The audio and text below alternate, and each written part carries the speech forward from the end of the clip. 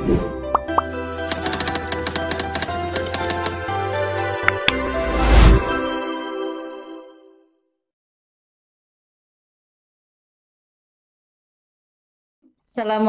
warahmatullahi wabarakatuh. Alhamdulillahilladzi arsala rasulahu bil huda wa dinil haq liyudhhirahu 'ala dini kullih walau karihal musyrikun. Asyhadu an la ilaha illallah wa asyhadu anna Muhammadar Rasulullah. Allahumma shalli 'ala Muhammad wa 'ala alihi wa ashabihi ajma'in.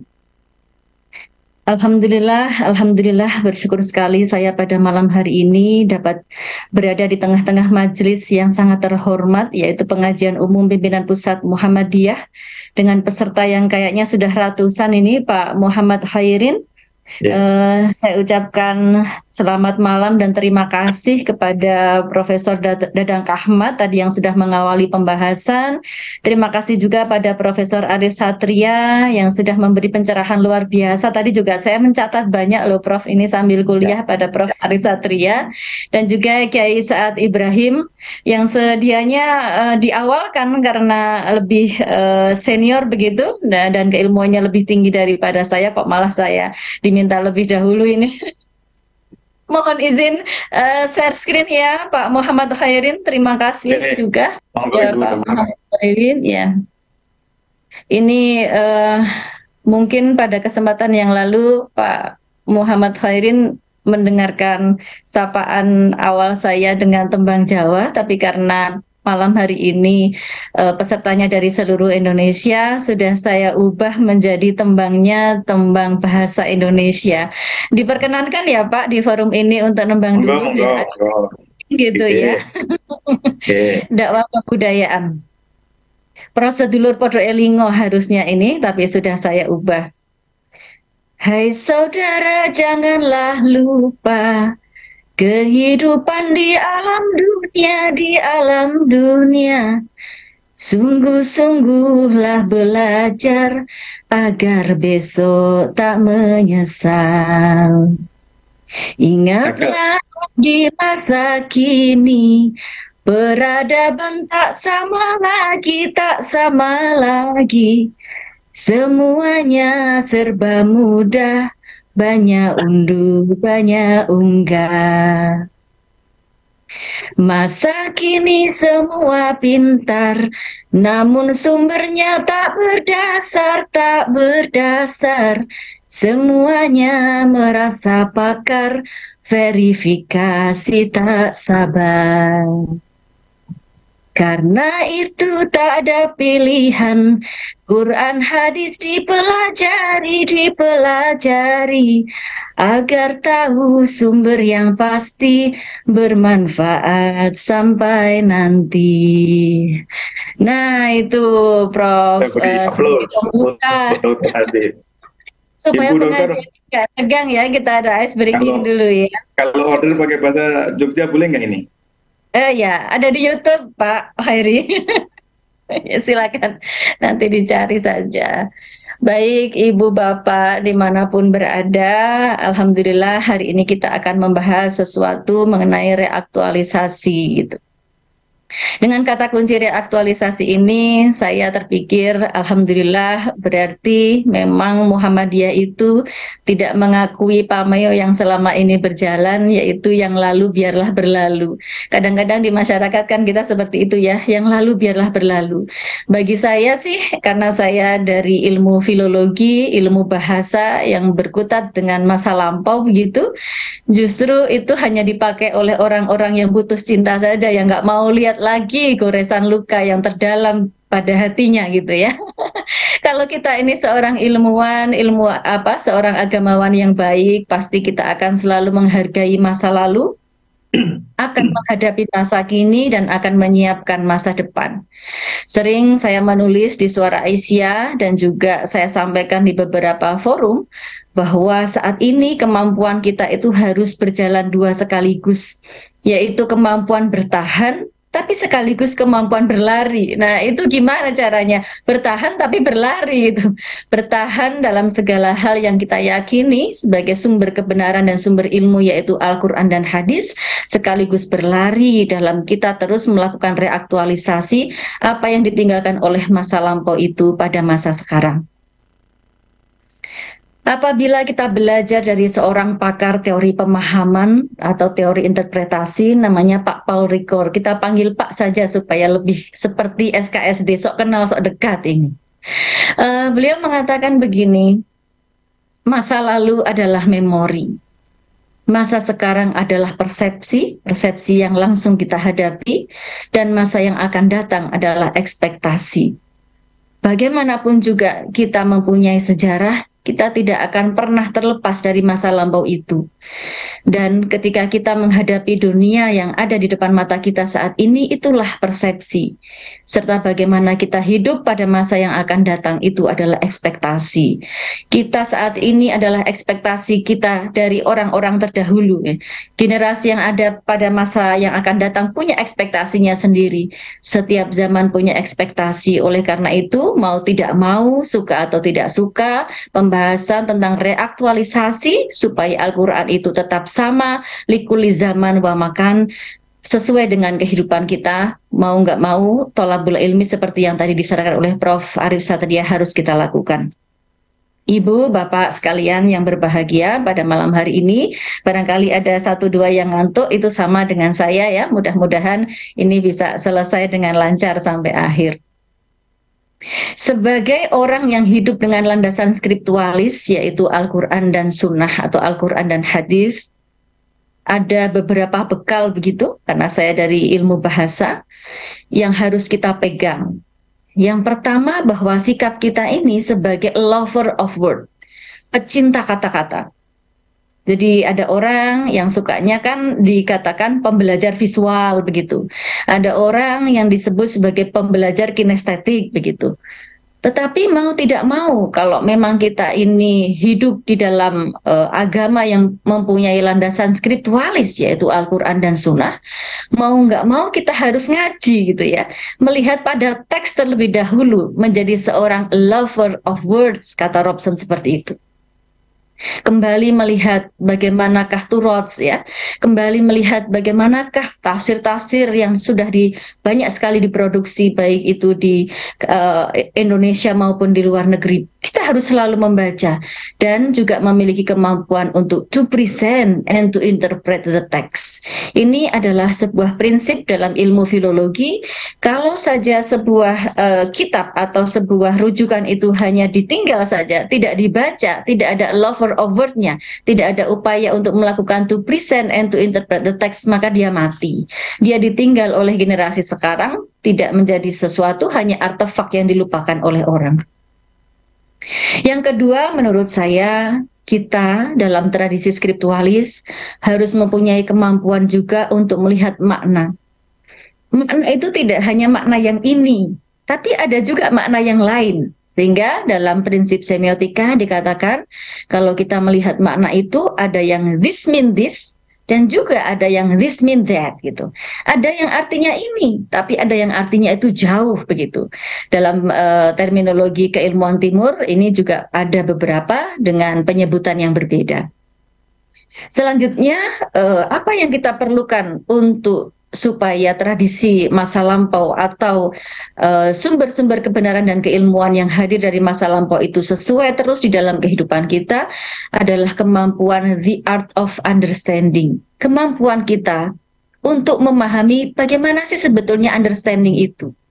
Bagaimana sih explanation itu, menjelaskan apa yang ada dalam kitab-kitab suci, apa yang ada dalam hadis, dan juga kemampuan appropriation atau kemampuan untuk memberi contoh menyesuaikan di dalam kehidupan kita. Kadang-kadang kita hanya mendengar kalau Allah Ta'ala fil Qur'anil Karim a'udzubillahi minasyaitonir rajim. Maksudnya itu begini begitu. Nah, itu banyak orang menyebut yang seperti itu tanpa metode, tanpa teori, sebetulnya cocokologi begitu.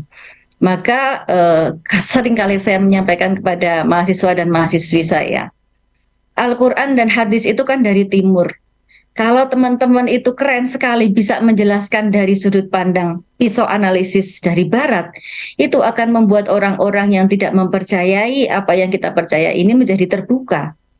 Sampai saat ini, alhamdulillah, apabila pisau-pisau dari barat ini kita pakai untuk mengungkap Al-Quran dan hadis, tidak pernah kemudian menurunkan makna dari Al-Quran.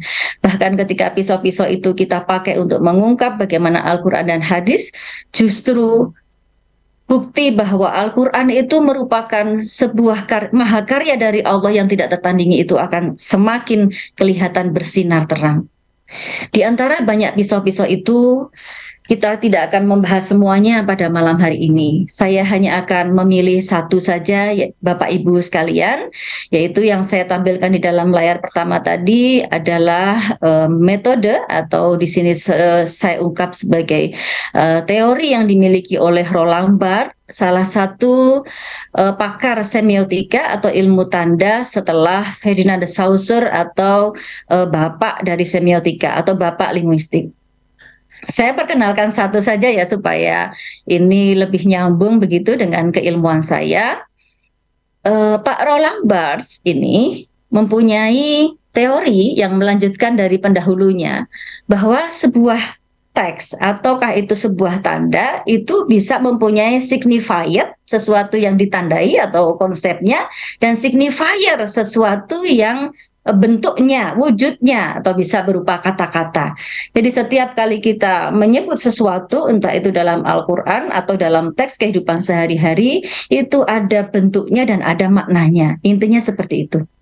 Nah, di dalam teori beliau tentang the order of signification, beliau menyebut bahwa susunan kalimat itu memiliki makna yang berbeda pada orang yang berbeda dan situasi yang berbeda.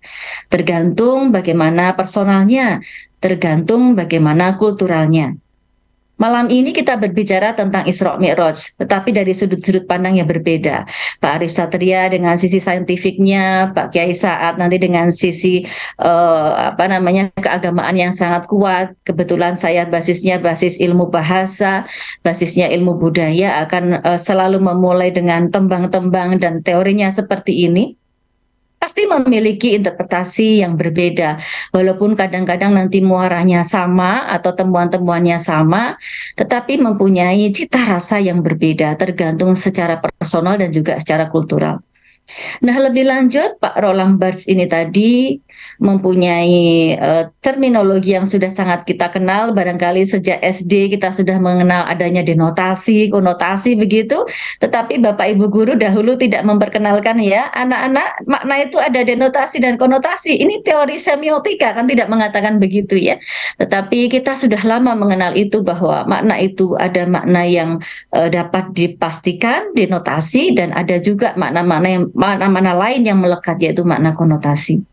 Dan satu lagi di sini yang membedakan dia dengan pendahulunya, yaitu adalah mit.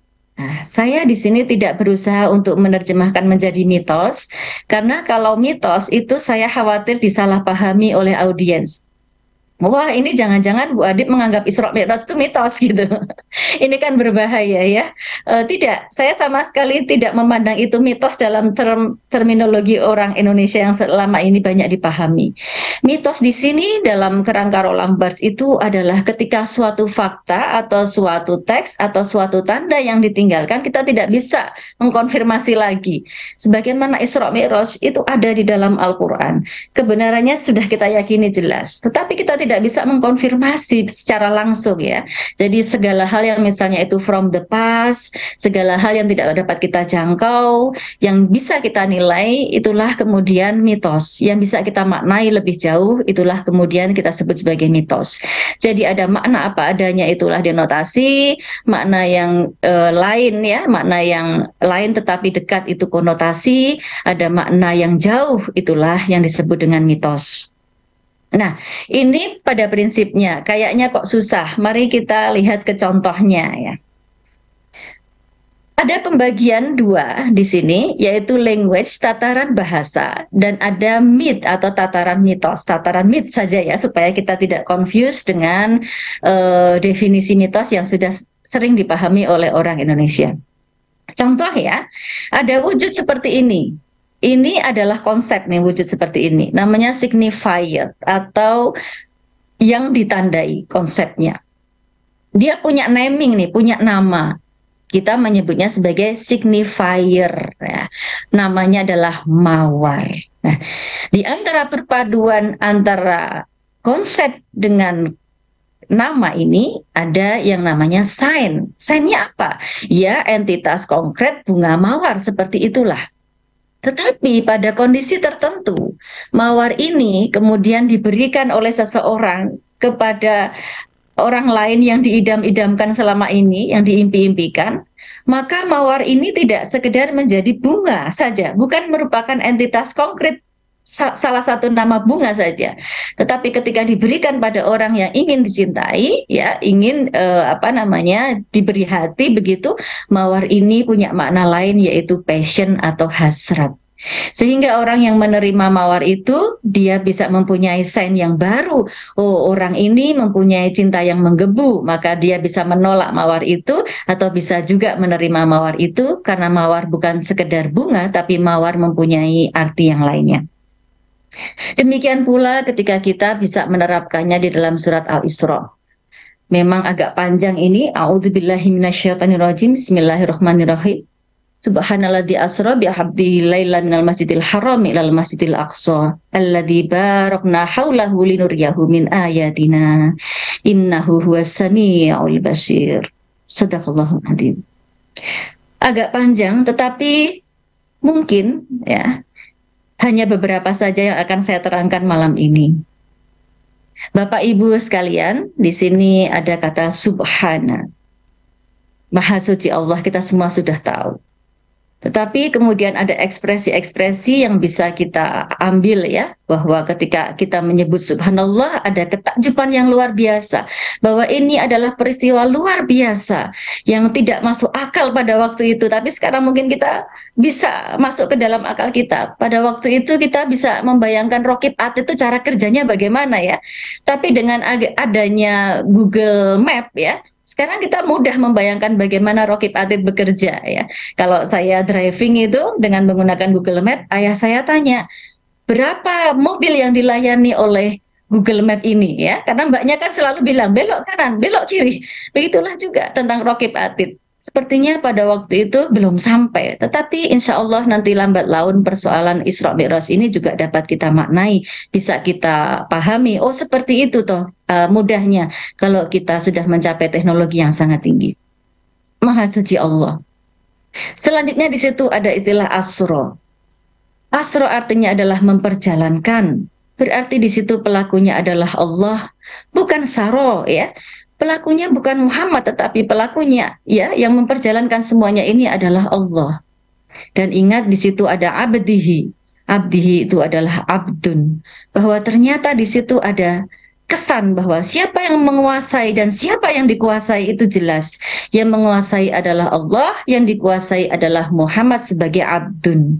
Yang dia mengikuti perjalanan itu secara lahir dan juga secara batin.